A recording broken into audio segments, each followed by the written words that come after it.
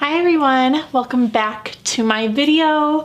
Today I kind of wanted to piggyback on the video that I made yesterday, which I will link right up here in case you are interested in watching that. But for today's purposes, I really wanted to kind of go over the main highlights on bulking phases, the muscle building phases, whichever term you like to call it, because there are a lot of key highlights that I think everyone should be aware of, especially when you are just starting to work out. And I think that these bits of information will ultimately become very useful for you in your future. So if you are ready, let's get started. The first thing I want to go over with you guys is diet, because obviously diet is extremely important anytime you are working out or going through a different kind of phase. Doesn't matter if you're playing a sport, whatever you are doing, diet is always the foundation. So that is number one, especially when it comes to muscle building and going to the gym. It is 70% diet and 30%.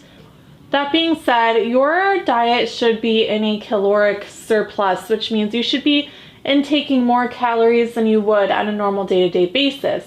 Now, to properly calculate that out, to really find out how many calories you are supposed to be eating in one day, there are so many calculators out on the internet. I will link some down in the description box for you guys to look at and try, but primarily you need to know your body fat percentage, what your lean body mass is, your height, your weight, your gender, your age, those kinds of things. Okay, so once you have figured out what your normal calorie intake is, that is most likely going to be the calories you need to take in to maintain the weight you're at, then you need to add, if you're female, I would say add between 200 to 300 calories on top of that. If you're male, it's probably going to be about 300 to 500. Anything over that, give or take, 50 to 100 calories, of course. But anything over that, you're going to probably gain more weight than you would like to. If you are trying to avoid gaining an excess amount of weight, then I would stick within your small kind of range limit. Some people take bulking to a higher level, and then they think that they, can pretty much just eat whatever they want, and that's certainly not the case. So you definitely don't want to be exceeding what your caloric surplus intake should be. Okay, so that is the first part of dieting, is getting your calculations and figuring out your numbers. Also, when you are dieting, make sure it's a clean diet, okay? I want to talk about dirty bulking for a second. And like I said before, people kind of take their bulking stage to an extreme level, and they just go completely off the rails, and then 6 months later, they got an extra 20 pounds of fat on them that it's gonna take forever to lose. And best believe trying to diet while preserving muscle is actually very difficult, especially when it's on a long span of time. That makes muscle that you put on more susceptible to diminish as time goes on. So that being said, please make sure you eat a nice clean diet, as clean as possible. Have your cheat meal, have your rest day. Cheat meal, not cheat day, okay? Common misconception, people think cheat day and then they just go, crazy for the day. It really should just be one cheat meal. So your favorite food, sushi, lasagna, filet mignon, whatever you want, whatever your heart desires for that one meal. Make sure everything else is good for the day, okay? As good as you can. The good thing about bulking is you do get to eat more, which is a good thing. So I would take that and run with it, but don't run that fast or that far, okay? So you will regret it later, trust me. You should know your macros. Macronutrients are your carbs, your proteins, and your fats. And there are percentages for each one as far as what you should be eating for the day. Okay, so you can download apps. I personally use MyFitnessPal. It breaks it down into a nice little pie grid or a pie chart, and I get to see the breakdown of how I did that day between the 3 macronutrients. Really breaks everything down. So you kind of know, depending on what you're eating for the day, where you're at, and how to adjust things for the remainder of the day. Okay, so it's a really helpful tool if you guys want to use it. I recommend downloading it. There's a lot of different apps out there, but that one is just my favorite. If you're one of those people that has a very difficult time putting on weight and gaining mass, you want to try to change your macronutrients. So it is 40% carbs, 35% fats, and 25% protein. Okay, so that will put on and help you get a little bit more mass on you. And for those of you that don't have that issue, I would say 40, 30, 30 is pretty good. 40% protein, 30% carbs, 30 fat. Okay, so that's pretty much a basic kind of guideline to go off of. So you guys can move it up and down. Everybody's body is different. So whatever works for you, you know, you can play around with it a little bit as you go on. Okay, so when we talk about carbs, carbohydrates, everyone is like, ooh, carbohydrates are so bad for you.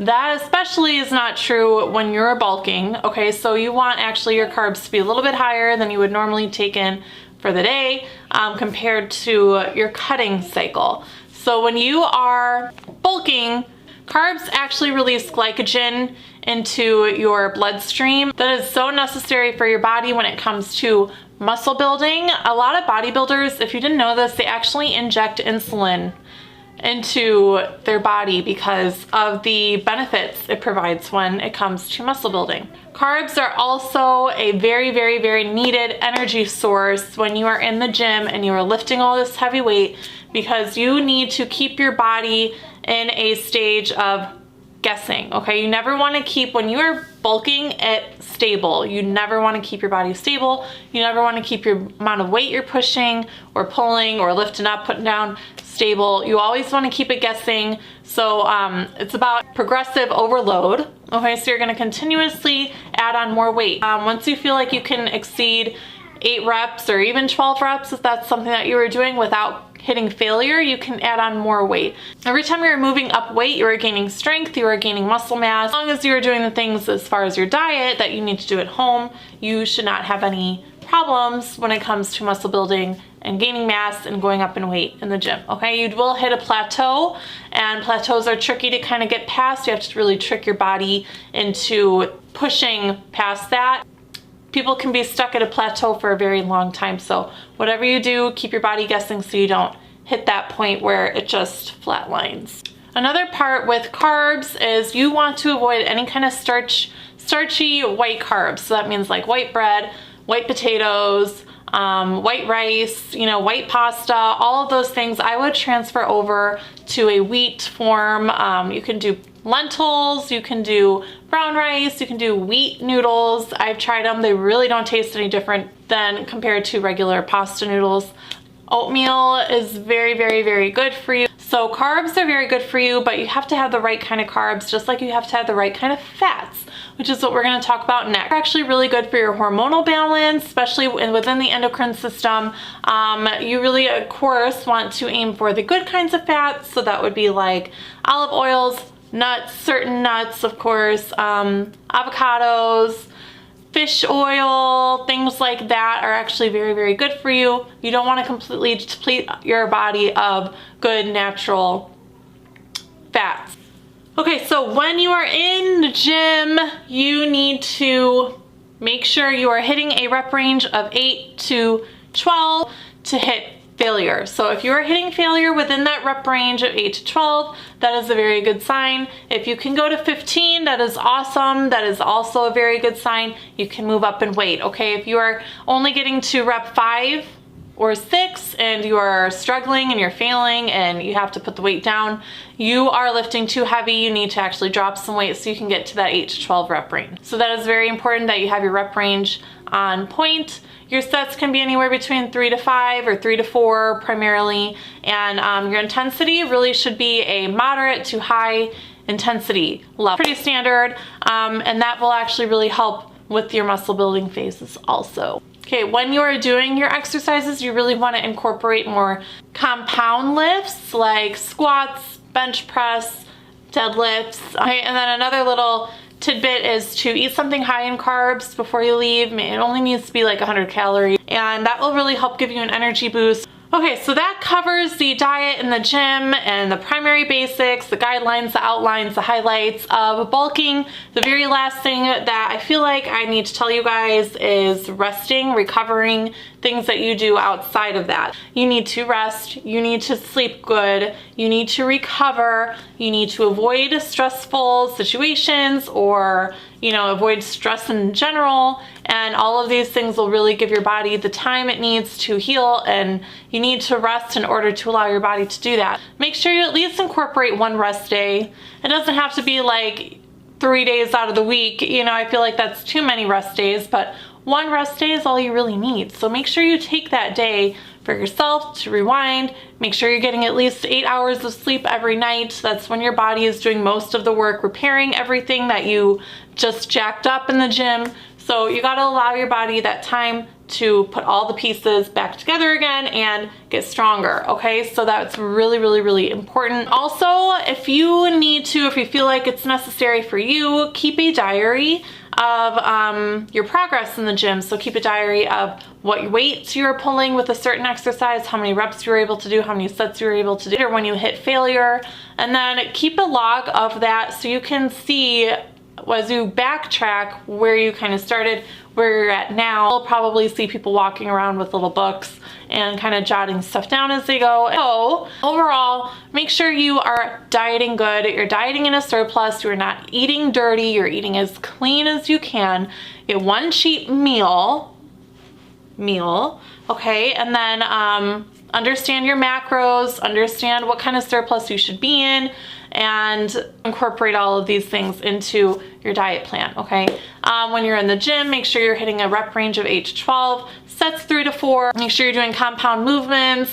When it comes to being at home, you need to rest, recover, avoid stress, and keep a journal if needed. So I really hope that all of these little tips was educational for you and helped you kind of understand what needs to be done in order to start putting on muscle.